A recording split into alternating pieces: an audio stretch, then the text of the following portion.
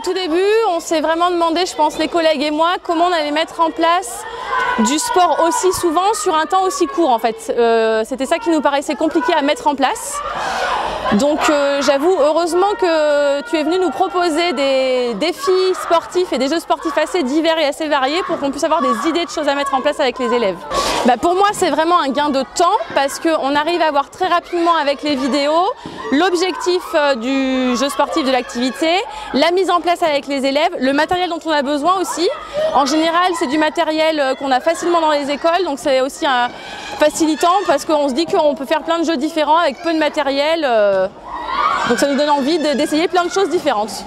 Alors le plus souvent, on fait ça dans la cour de l'école parce qu'on n'a pas vraiment de structure adaptée. Donc on utilise la cour de l'école ou le préau. Et on fait ça plutôt en début de matinée ou début d'après-midi pour avoir un moment où les élèves sont hyper actifs et qu'ils puissent ensuite être concentrés et calmes pour se mettre au travail, pour le travail de la journée.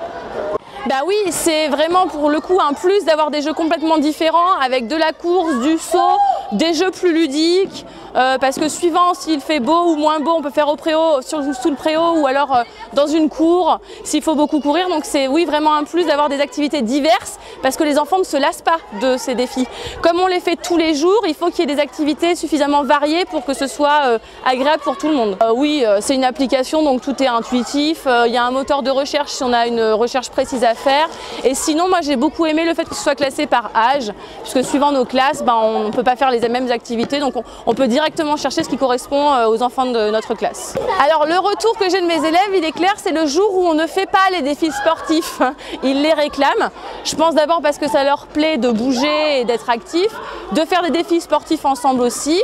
Et puis ce que ça leur apporte, je pense qu'ils n'en sont pas totalement conscients eux, mais moi je vois que ça leur permet de décharger leur énergie et de revenir plus au calme dans la classe et plus concentrés pour la suite des apprentissages. Quand ils sont un peu énervés, on va en récré plus tôt, on fait des jeux et tout, on revient, voilà, on est prêt à travailler, mais enfin, c'est logique en même temps, hein, c'est valable pour les adultes aussi. Hein. Alors ce qu'ils aiment particulièrement, ce sont tous les jeux en équipe, que ce soit les relais ou les jeux d'équipe où ils s'affrontent, ou même les marelles. On a des marelles africaines où il faut être en équipe en même temps et synchronisé sur la musique, et ça ils adorent. Et ça développe aussi un esprit d'équipe qui peut être chouette dans une classe à développer.